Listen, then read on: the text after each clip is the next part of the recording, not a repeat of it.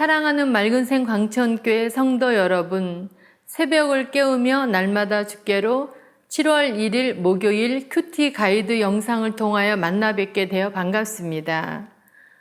오늘부터는 데살로니가 후서의 말씀을 살펴보려고 합니다.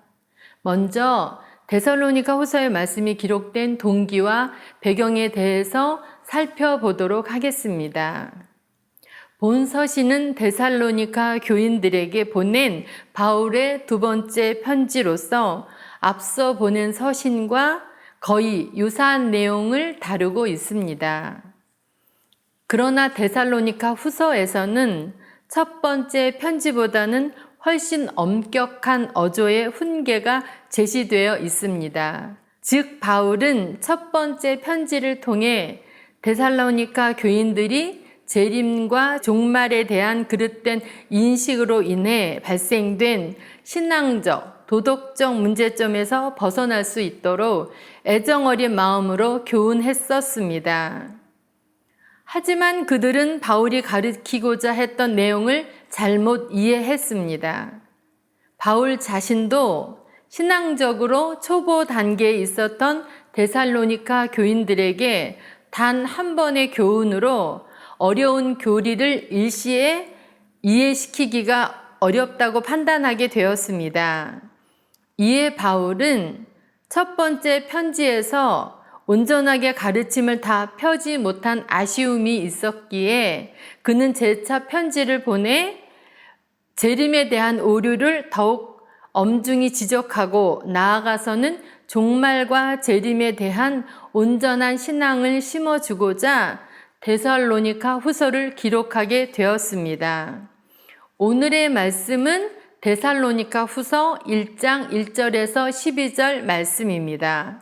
말씀의 제목은 인내의 믿음을 돋보이게 하는 환난입니다.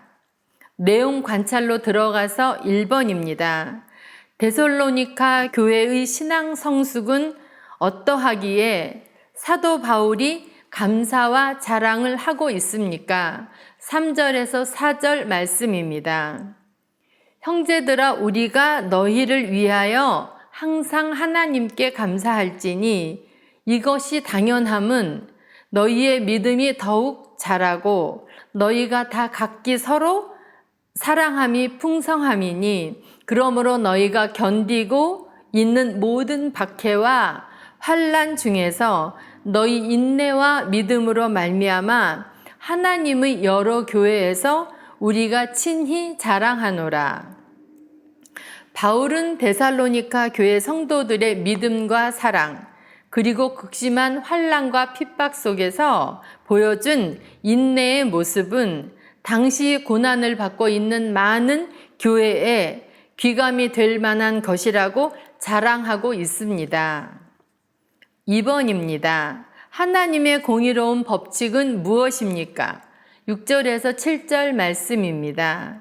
너희로 환난을 받게 하는 자들에게는 환난으로 갚으시고 환난을 받는 너희에게는 우리와 함께 안식으로 갚으시는 것이 하나님의 공이시니 주 예수께서 자기의 능력의 천사들과 함께 하늘로부터 불꽃 가운데에서 나타나실 때에 지금 바울은 그들의 믿음 때문에 무고하게 고난을 당하고 있지만 그 고난이 결코 헛된 것이 아니라 결국 참된 안식과 평안을 얻게 되는 과정이라고 위로해 주고 있습니다.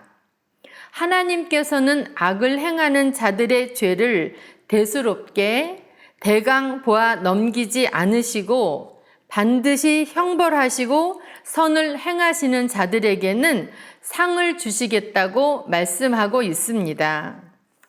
3번입니다. 사도 바울이 데살로니가 교회를 위해 어떻게 중보하고 있습니까? 11절에서 12절 말씀입니다.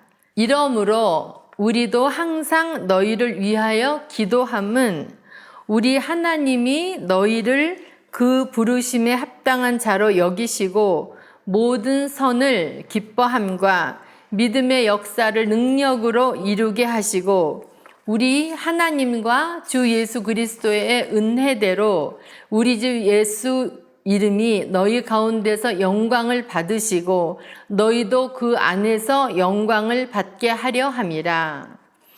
첫 번째, 바울은 하나님께서 데살로니가 교인들을 부르심에 합당한 자들로 여기시도록 하기 위해 기도하였습니다.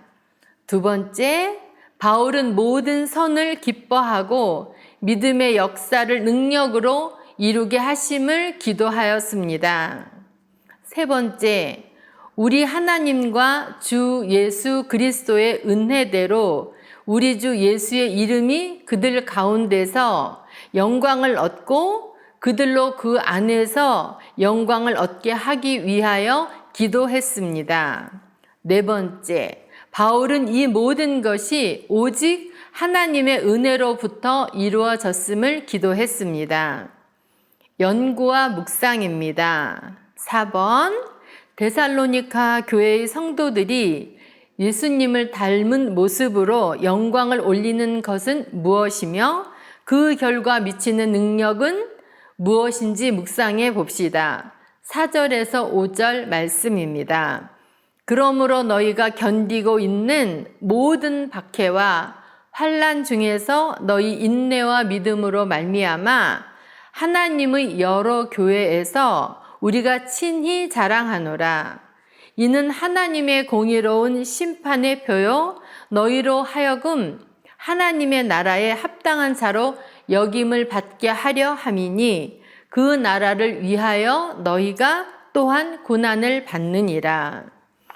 그리스도를 따르는 모든 성도들에게는 고난이 뒤따르게 됩니다.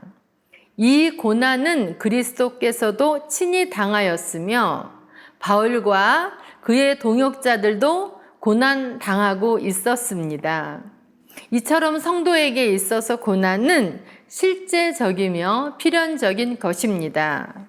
그러므로 그리스도께서 받은 고난이라면 그것은 정금보다 귀한 것이며 하나님 앞에서 칭찬과 영광과 존귀를 얻게 되는 것입니다.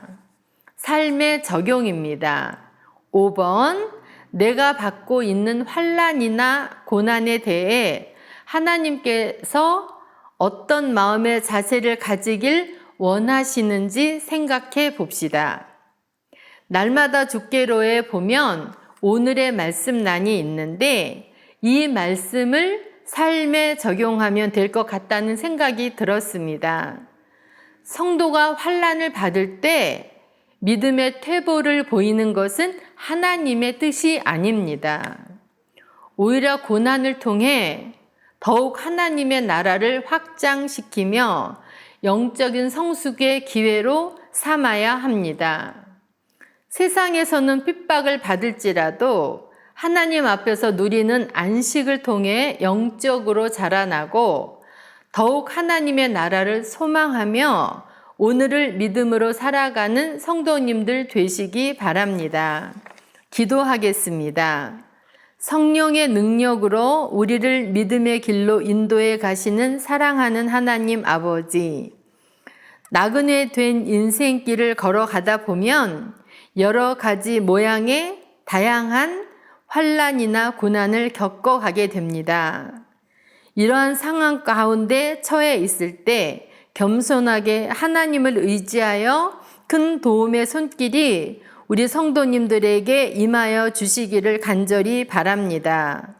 그래서 믿음으로 인내하여 잘 감당하며 극복해 나아가 정금 같은 큰 믿음으로 하나님의 기쁨이 되게 하여 주시옵소서. 또 인내하고 잘 참고 견디어 더 성숙한 신앙 인격을 향해 발돋움해 갈 수 있도록 도와주시옵소서.